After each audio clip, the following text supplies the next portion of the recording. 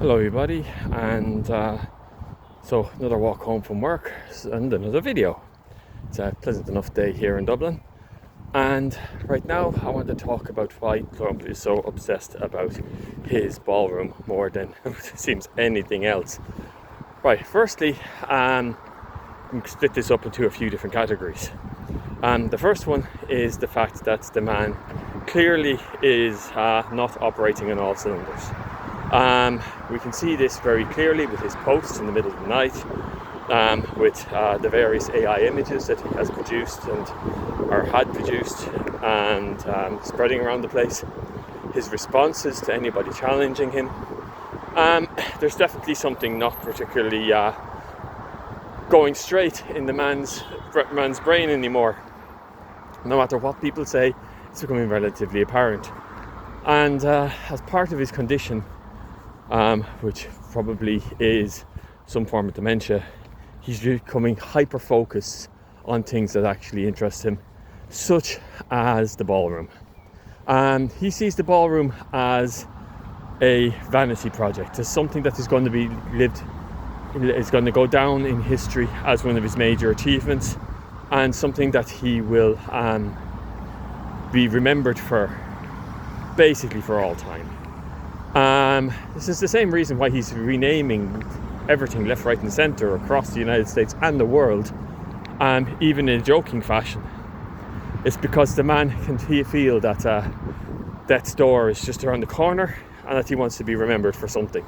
Unfortunately, he's not going to be remembered for anything all that positive. The second thing about the ballroom is that it is a very handy way of getting of those who are outside the administration, of showing their support for the administration, and so it's a good way of culling so-called friends and so-called enemies. Those who support it, those who give finance towards it, those who help pay for it, they are considered in the friend camp, and so will be looked after, so to speak. Those who don't, won't. It's as simple as that. Also, it's a nice way of funneling money into the bank accounts of Trump and his family, because even though the ballroom is on hold due to a judicial order, it doesn't mean to say the money isn't still coming in. And guess where that money is going to? The third aspect of it is the fact that this ballroom has got a massive underground bunker as part of it. Now, okay, let's call a spade here, right? You don't build a bunker unless you're intending to use it. This is not for just general security.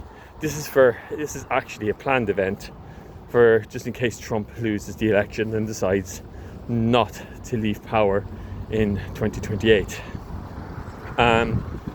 He's already released an awful lot of his supporters who were involved in the January 6th uprising, if not all of them. And we haven't heard very much about what these people are currently up to. But the last that I heard was that a lot of them are arming up. So you have Trump with an armed militia loyal to him, a secure location where he will refuse to leave, which has got access to the levers of power within the United States. This is not looking good, lads. I swear to God it isn't. Having him barricaded inside that facility with a whole load of armed citizens ready to give their lives for him is looking really, really dodgy. I like to parallel a lot of things that are going on with Irish history, but we have absolutely nothing compared to this in our history, to be quite honest. The nearest thing could be just a fortification of the Pale, I suppose, where the British basically, as they lost control of Ireland in the Middle Ages, built a whole load of very expensive castles, including Trim Castle, around the city of Dublin, to basically secure this region for British control and leave the Irish to it outside.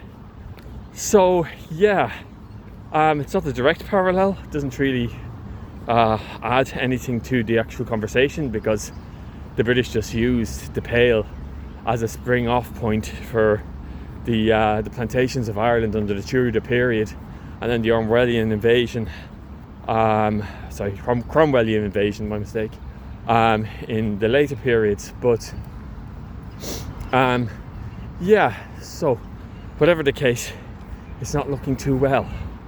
But also very worrying is the fact that all Trump supporters seem to be just flying the flag for him. He says that the ballroom is necessary, and everybody seems to go along with him and say, oh yeah, the ballroom's necessary, the ballroom's necessary. But anyway, look, we'll have to just see how this pans out. Take care.